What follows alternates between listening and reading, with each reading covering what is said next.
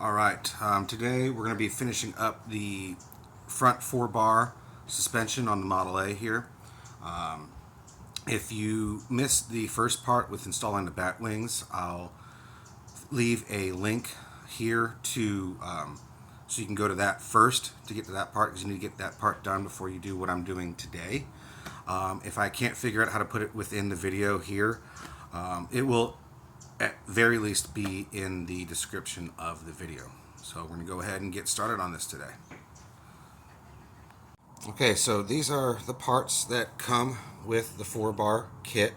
It's the same kit, and again, I'll have the link in the description of this video.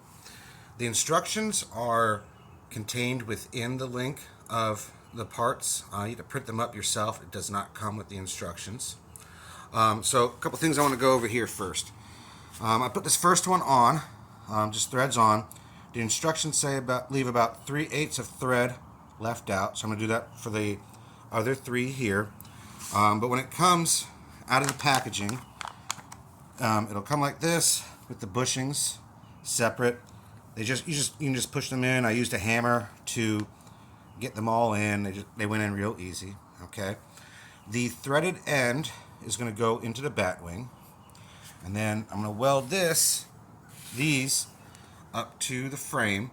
And I'm going to have it where this is sticking out. Okay? So this is going to be the right side, passenger side. This will be the driver's side. Okay? Actually, wait a minute. No. Yeah. Sorry. Other way around. Because the right angle goes towards the front of the car. So, yeah. This is passenger side, because that'll be sticking out. This is driver's side, because that'll be sticking out. And you'll notice here too, it might be a little bit hard to see here, but there is a little bit of a bend right here. So make sure you keep that in mind when putting them on. I'll show you the direction they need to face when installing.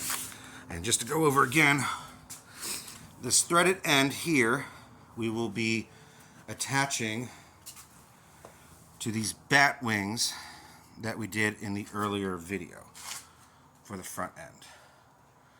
So we'll go ahead and finish threading these up, then we'll get them mounted into the front end. And we will be doing some welding today. Alright, so I have 3 of them in. Figured I might as well shoot this 4th one going in. I'm going to try my best to get the different angles and just kind of go over the things I did to get this in. So I'm going to start off with just getting it into the Batwing first. Make sure these bushings are in nice and tight, because it is a tight fit in there. So just make sure they're nice and tight, just to make it a little bit easier on you. It's still going to go in a little bit harder. So what I did here, you get it kind of started. I got my hammer up top. I'm just kind of lightly tapping it in.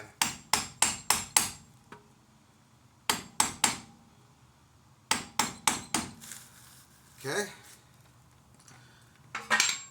Then what I'm going to do, grab my punch. Okay. I'm going to see if I can do this while holding the camera.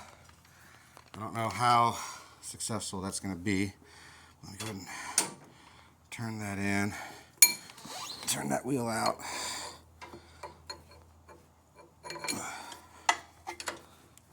Actually, you know what? I might need to come in from that side. Okay, so I got the punch in, at least kind of. Then I'm going to use my hammer. I kind of have it follow through to get that hole in position.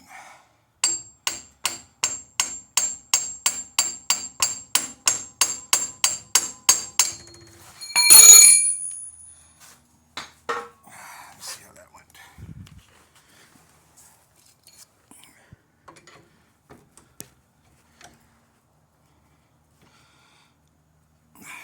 Right. Let me finish hammering this up, and then I'll resume this. Alright, so Helps when you got two hands to do it, to hold the punch and hammer it through. So see, got the punch through. Now we can easily feed the bolt in. Just take the punch out, give it a little bit of wiggle. There it goes. Then, hope that wasn't too loud. Let's grab a nut, washer, and the bolt.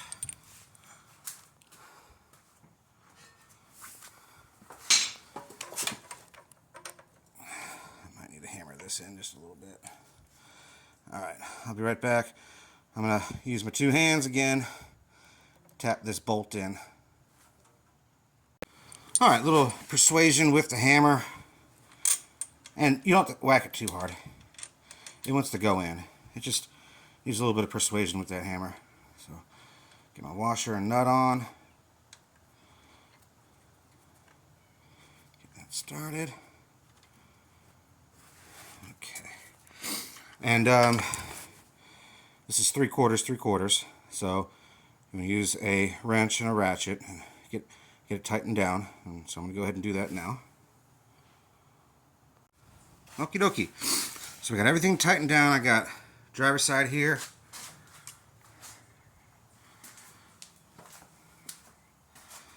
Passenger side here. Okay. Let me see, it'll be a little bit easier to show you the bend in these. So you can probably see there's a slight bend. This is the direction you want it aiming. Okay. See how it's kind of turned in towards the frame? That's how you want all four to look. And luckily, because you got that threaded rod down there, it's easy to turn around. So what I'm going to do now, I'm going to bolt these to those 4 bars. So this way we can get a placement of where they need to be on the frame, and then we'll tack weld them in. Before I go any further, I just want to make a point that I made a slight miscalculation when I was telling you earlier.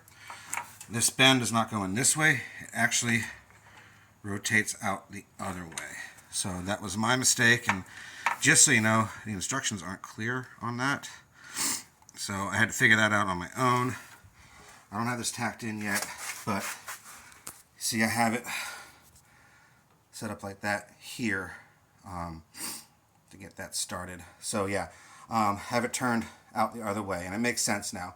If you have it turned in the other way, the way I said before, this bracket does not line up to the frame. Okay, like I said, I haven't tacked this in yet, but I just want to make sure I made that correction before you go any further. As you can see here, I have it jacked in place so that I don't have to hold it while I'm welding it in. I haven't done the passenger side yet either, but it's in place. This way I can attach my ground and I can start welding and just tack it in place. So I'm going to go ahead and get all that set up, hopefully get a good camera angle for it too. Okay, here we get going.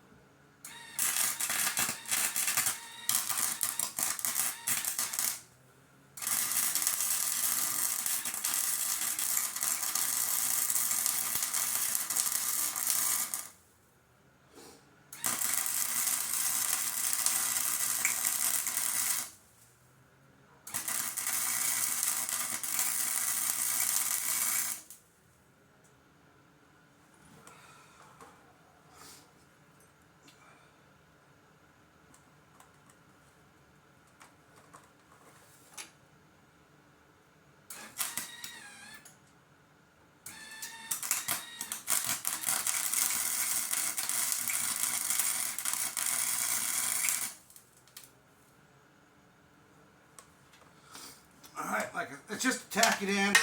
I'm also not the world's best welder, but it should be in place. We'll find out shortly. Drop this jack.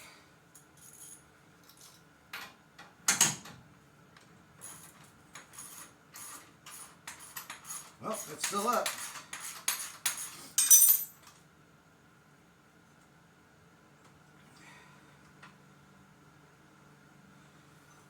So once I finalize this project, I'll get that all in. So now I'm going to go ahead and do the passenger side.